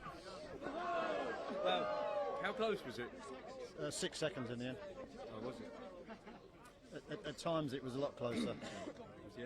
The three of you were turning to and fro in the last two laps. I caught someone up in the last lap in coming into Greba. I don't know if it was I don't know. I thought they'd opened the roads. I shit myself thinking someone's just pulled out into the track. So I must have lost a lot of time there on the last lap. Well, we didn't actually see that on the screen, but the problem is when you are catching up the slower class riders as well, isn't it? Yeah, it's like yeah. That is part of racing around the Isle of Man. I got to Yeah, say. no, it was good. It was good. I enjoyed it. I wanted to win it. Of course. But it's great to see a real motorbike here. I keep harping on about real motorcycles, but these are they were built as Grand Prix machines, and they're fantastic bikes to ride around here. And obviously, your pit stop was slightly longer because you're trying to put more juice in than the twins do. So, are we having a big thanks to Bob Bob Wobbly Taylor. Bob. Yeah, Wobbly Our old Bob. mate Bob Understand Taylor. Excellent Repair. Yeah. He's the man. He is. He's helped me out a lot this year. He's put a lot into a lot of riders. As I My say. bike's not very good advertisement for him because it's looks like such a dog at the moment. It's still got all the body filler and scrapes in it from where I repaired it in the paddock here last year. But Did the different top half on the fairing? yeah, that I helped? think that helped. Yeah, and I changed the gearing as well, so I had a lower top in it, just so I could pull top gear like on the mountain, and in a few other places just to save a bit of fuel. So previously you were screaming it in fifth rather Yeah, than getting and into I top. ran out. I ran out yesterday. No, yeah, in the race on Wednesday. Yeah. I ran out at the 33rd, and in practice the night before that I ran out the Craig. So we really didn't. We were half expecting not to come round for the pits. Well, I'm glad you did, and I know you'd like to win, but second, to be in this finishers enclosure with. What was the lap times? Andy Farrell's last one was 114.6, so you wouldn't have been far off that. 114.350. Did I beat you? Like punch Oh, right. That's all I wanted to do. The bit is go faster than Nick. Oh right. Well done, mate, and Cheers. enjoy it. Thanks. We'll try and grab a word with David Butler. Dave Butler if we can. Just getting an autograph there. I'll try and grab Dave. Dave, you're in the winners enclosure. How's that? Absolutely. I don't want to curse, but absolutely amazing. Yeah, we've had an absolutely crap week, 2 weeks. Had punctures on this and engine trouble and 600 trouble, and just Alvin, Des, Kieran, Trish, Lorraine, John Griffin. They were at the bike all day yesterday, and I just landed this morning and he said just jump on this and go. I didn't know what it was going to be like, I didn't know what was going to happen, but I just went for it. I knew I had that pit stop, the early pit stop as well, so I got 2 flying laps. It didn't work out too well, but I passed Chalky there, he was coming out, but I think he blew up there. Were you aware how close it was between you three? Because going on to the last lap, there was only 1.3 seconds covering all of you three boys at Glen Helen. Oh, right, I know that. Sorry. No, John was up with the gooseneck. I had a board at the gooseneck, and that was it. I got plus -2, I think, at the gooseneck, and I pretty much gave it everything over. The wind was fairly horrendous over there, to be honest. Well, it's safe to say you were trying, because we got a live stream of you at Greba Bridge, and you were right up on the almost on the curb. You were trying. You should have seen me at Bedstead the last lap there. I was in the ditch and everything. I was, but yeah. So no, I'm really happy. Thanks to everybody. Anybody who's helped me this week beforehand and everything. Just I can't believe it, to be honest. After all those setbacks, did you know that you could do it? Did you know you could get into the winners' enclosure? I did, yeah. Well, when the lads just say here, just jump on it and go, that's all I had to do. And like, I hadn't ridden this is a brand new engine. I didn't know what it was going to do, and the first lap was just a bit of a guess what's going to happen. And oh man, I just gave it to it after that. Well, you turned right at the end of pit lane, and you're here now, and you'll be up on the podium celebrating. So well done, and we wish you good luck for the senior this afternoon. Thank you very much. Cheers. Well done. Excellent stuff, mate. Excellent stuff. Well done, mate. Here he is. Do you want to have a word with Andy? Which side are you? Which side? Just give Dave a chance. We'll jump in. Just let Dave and Ian with the camera get a few photos here. Let's do that. Let's go through the times. As we see Hind and Wibbly finishing, let's have a look. Where did Michael Rees finished in 5th place in the end? That's fantastic. 5th place for Michael Absolutely Rees. fantastic. That's remarkable for a newcomer. James Hind in 7th. Right. That's two real motorbikes in the top 10. You're such a traditional rider, aren't you, Chris? Well, no, it's a fact that a Pucker Grand Prix machine, like the Yamaha or an RS250 Honda, you can buy them for £10,000 for a reasonable one, 15 absolute max. To build one of these twins, which is supposed to be cheap racing, is £20,000. Yeah. Let's see if we can.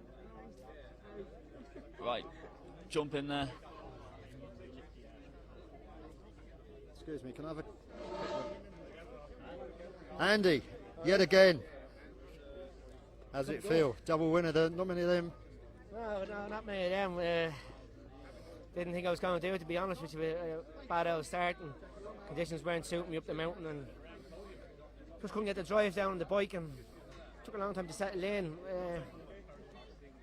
Obviously, I made a bit of a mess of the pits, you know, heading for the wrong pits, but so look, it is what it is. You know, the boys did their best with me and turned me out, got me out quick, and I just said, right, got to be smooth, get the head down and just keep plugging away. And I did. I plugged away, and you know, the first pit bar I got after the pits was off my uncle out in the 13th, and I said P1 +2 or something like that, and I said, Jesus, something's had to happen in the pits, maybe someone got a speeding hand or something. So I said, right, let's get the head down, let's keep on going, let's keep plugging away. And that's how I did, you know. I pushed on, and you know, I was pushing the bike really hard. A couple of moments, another moment when I went into Schoolhouse Corner. You know, I'm taking it faster and faster every lap, you know, and I was finding the limits there. It was an enjoyable race, you know, even though I didn't think the conditions were suiting me up the mountain. I didn't think the bike was going to pull so well. I didn't feel it was pulling so well. Good man, on you. But you know, coming out over the Bungalow, I got P1 +5, and I says, right, keep it together. You know, you can't throw away 5 seconds. Well, with the lap to go, there was like less than 2.5 seconds between the three of you, and then you got it together on the last lap. I just done as best I could. Just try to hit my markers, you know. Just try to be smooth. Say, like, I didn't really want to shut off that much, and I didn't want to really jeopardise. Like, at one stage, I was just happy if I got third. That would have been great. But you know, to take a win, a double win, it's. Do you think it's just it just takes a bit of time? Sometimes you're trying too hard and you're missing your markers very, very slightly. Yeah. And then when you go wall and just calm yourself down, then you automatically go faster, don't you? Yeah, well, I think you want to take the pressure off yourself and just let it flow. Yeah. You know, it took a while to get into it. You know, I had to shut off going down Bray Hill at the start. You know, unfortunately, Victor Lopez had a bike trouble. You know, so I lost time there, a couple of seconds there. It is what it is. But even going into Ballascary, you know, Ballascary is usually flat to the stops in 6th. I was just that bit hesitant. Yeah. And I go, like, that's tenths of seconds there you're losing all the time. So I said, let's just see what the first pit bar gave me a P3 or P4, something like that. And I says, all right, I'll settle for a podium if I can get one. But, you know, you get the middle step, yeah. You know what I mean, the top step. Fabulous. Doesn't get any better, really, you know. Just credit to everybody that's supported me. And you're out again this afternoon? Yeah, we'll have a see. Yeah, I don't know. I'm on a fair high now. I don't think I'm gonna top this. You know. You're going to check the Guinness in the trackside then? I think there's going to be some Guinness strength. I can tell you that. Yeah, some Guinness strength. Yep. Thanks very much. Anyway. It's great to see you. Oh, yeah, back on the top. Thank you. Thank you very much. A few years trying, and great. Just a few years. Right. Yeah. Right, we'll make our way over to the podium now because they're just about to do the ceremony for the ultra lightweights.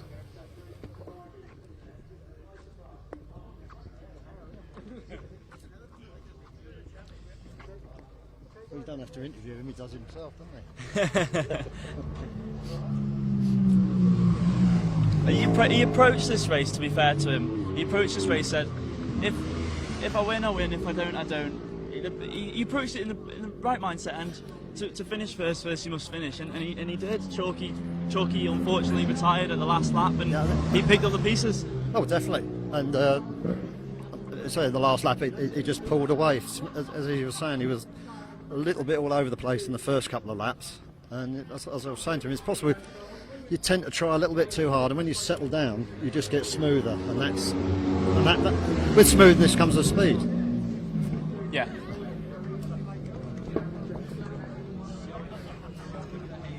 So let's run you through some results as we have them. In the lightweight, we had Andrew Farrell the winner, Vine second, Butler third, Lumsden fourth, Rees fifth, incredible result. Right. Vickers sixth, Hines seventh, Quine eighth, Edwards, Stubbs, Horn, Wibberley, Wardell, Murphy, Van der Donks, Fowler, Fernandez, Ali Foster in a very credible 18th, Right. Daniel Capper 19th, Keith Clark 20th, and that's all we've got so far. In the ultralightveights, we've had Tweed, Snow, Callie, Sinclair, Moody, Carter, Millership, and Wilkie.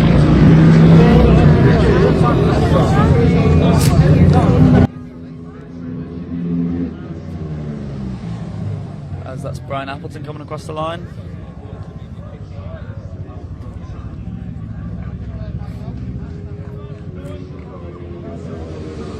And there's Veronica across the line, so it's great to see her home safely to conclude her Manx Grand Prix of 2018. And she finishes in position number 19th for Veronica. It's a great position for her. 104.737 on her final lap. That's great. That's remarkable. Yep. Brilliant lap. What was Ali's last lap? 102.624. Oh, I'll have to give her a kick. As Barry Sheehan comes up the winners up the pit return lane.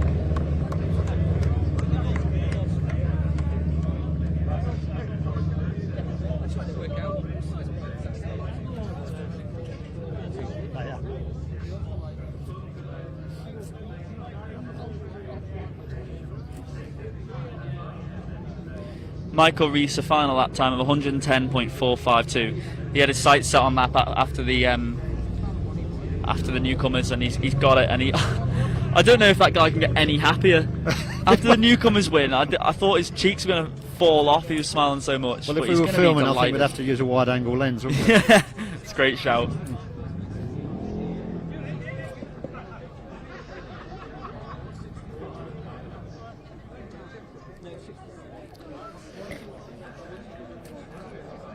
There seems to be a lot of confusion here. How do you put first, second, and third in the right order, There you go. in Bit the right promo. places Very for the important. presentation?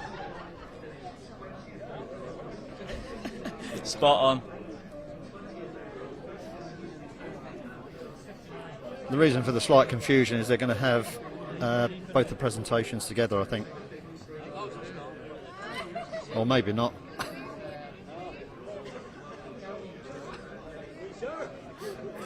So much confusion over the order of the bikes, isn't there?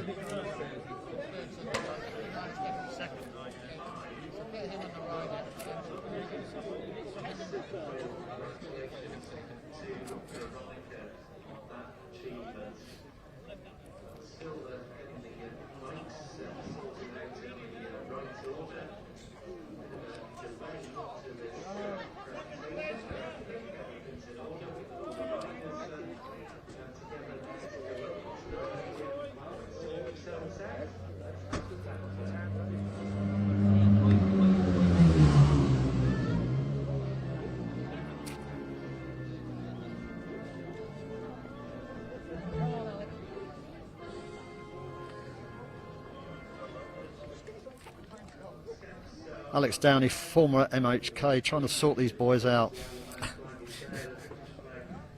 Take your time, lads.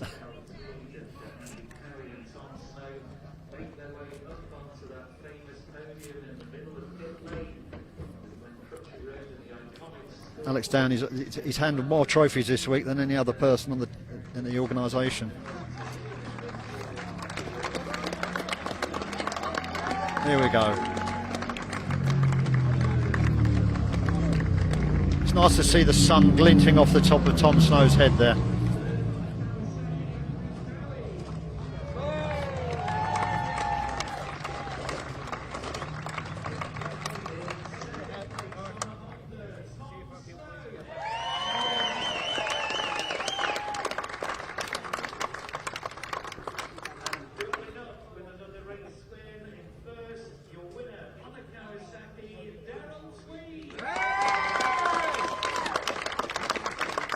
Three very happy young men up there.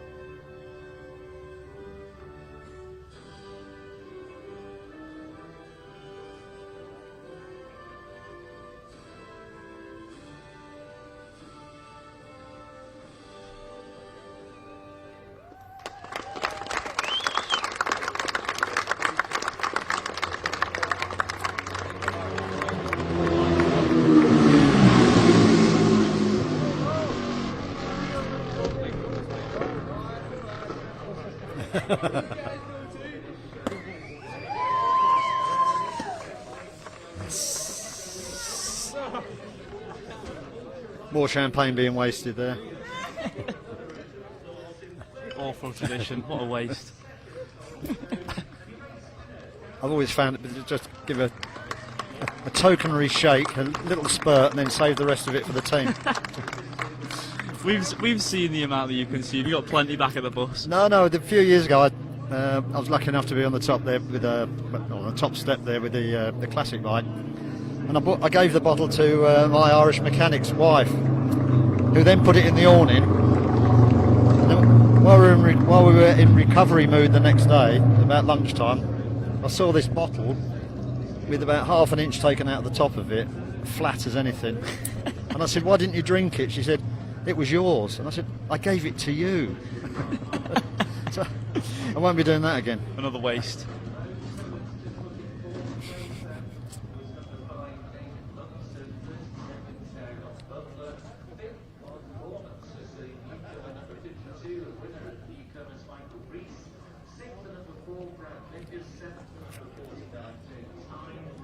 I've just remembered Tom Snow still owes me a pint for doing his refuelling last year. I was called in at the last minute. Does he know that? I think he tries to avoid it. That's why he always runs away from me. But he did. Oh, there we go. Mistakes happen. Wrong trophy. I wonder why he was given one at the top and then another one as he came down. Are we blaming you, Frank? Are we blaming you? No. That man there, he did it. I just noticed it. Well, you can imagine the confusion we used to have because he used to be a government minister. Oh, right. it was a good job I spotted it because I said, hey, that trophy, you know. Yeah. I wondered how it changed on the way down. I actually just thought. You notice it? I thought one was for the fastest lap, you know, and then one for the win. So. Hey, you got it right now. Oh, All yeah. sorted, don't worry about it. Lucky you were here then. Absolutely. Frank Whiteway there, man who has stood on the top there, winner of the lightweight race on the Crook Suzuki. Don't mention how many years ago. No. 50 years ago. Fantastic. They were happy days, weren't they, with the Crooks team? Oh yeah, absolutely. Yeah, it was some good fun and some very good successes. Yeah, I mean, they also had Danny Shimmin on the bikes. Danny Shimmin, Frank Perris. Yeah. There was a lot of Isle of Man lads went on. Yeah. Uphill road for them, didn't Yes, they? he did. Malcolm. Yeah. Dear Malcolm, he was a lovely guy. And of course, sadly gone now, I'm afraid. Yep, Keith Martin. Yes. Yeah. Our old friend. Les. Les Trotter, obviously. Yeah. I mean, don't forget Les. No, don't forget Les. Fine ambassador for the sport.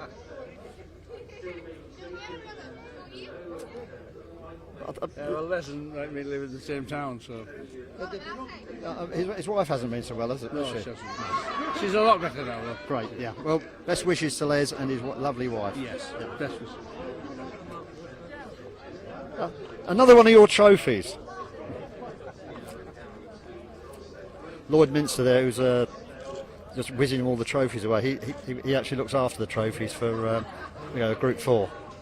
Let me just give you a couple of updates that we got on Manx Radio. Some retirements to give you on that last lap. We had Daniel Ingham, Nigel Moore and Kevin Murphy.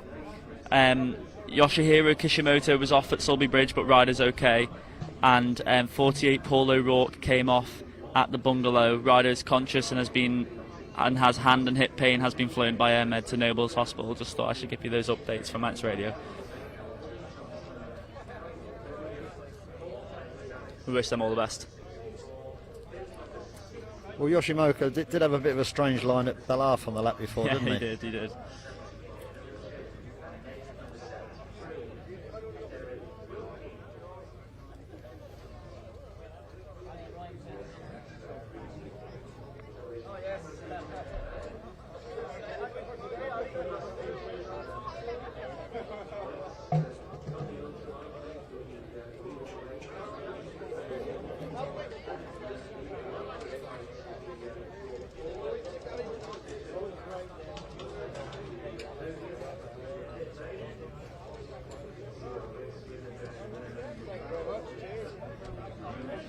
To have only about 6 seconds covering the top 3 at the end of this lightweight race, we're about to have the ceremony now. That's over how many miles? 150 miles?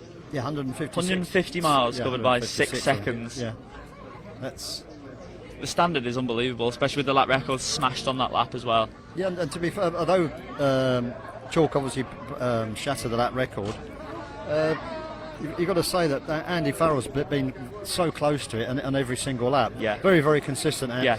He was sort of kicking himself a little bit about the first 2 laps. But you've got to say, I mean, he has been the man of the meeting on the twins. He was saying earlier that he might give the senior race a miss, so he can start the celebrations early. Do you reckon that was just a light-hearted joke, or is that a possibility? Well, I think it's a possibility, because it's doing 8 laps in a day. It's got to take it out of you. Yeah.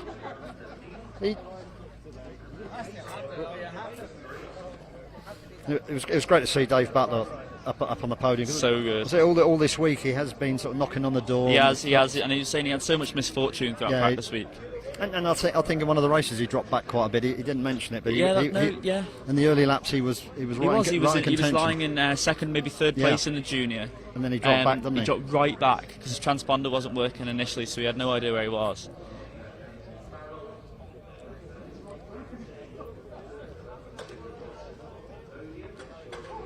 I mean, some of these guys do all the Irish road races. So, although possibly people in England haven't really heard of them that much, you know, they're there at Cookstown, Tandragee, Armoy, all the old real road races in Ireland, and we're not operating out of tarmac paddocks. We're sometimes the paddock's like a ploughed field where it's been raining too much the night before. I've been to races and been towed into the paddock. And then you go to the line with the tyres covered in cling film. Really? Yeah. The sales of cling film in some of those Irish villages that goes through the roof at race weekends.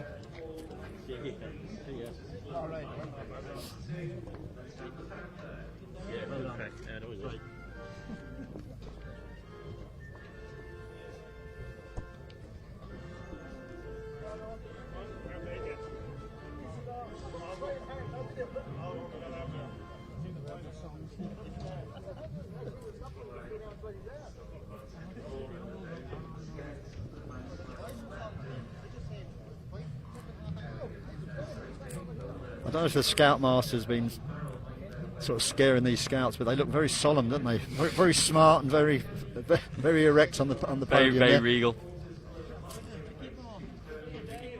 Mum's probably at the top of the grandstand taking pictures of them.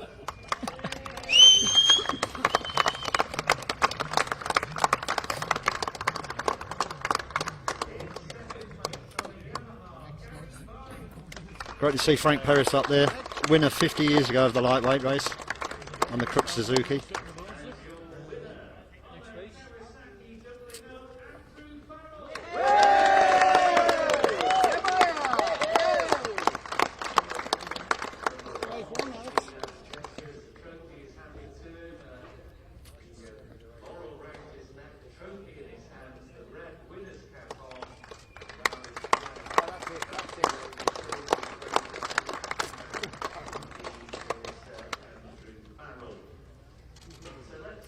So proud moment for the Irish there, the first and third place.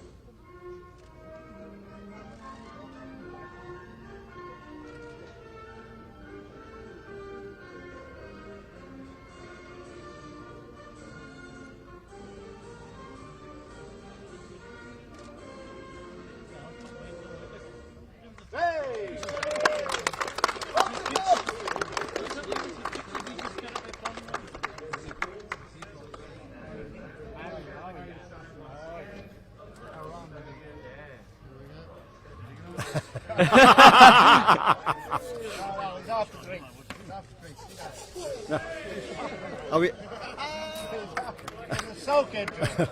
Well, he won't be going. If he is doing the senior, he won't be doing it in those ladders. No, we did notice he didn't take a drink, so he possibly is going to be out in the senior. And Dave Butler's not had a drink either, just ceremonial spraying.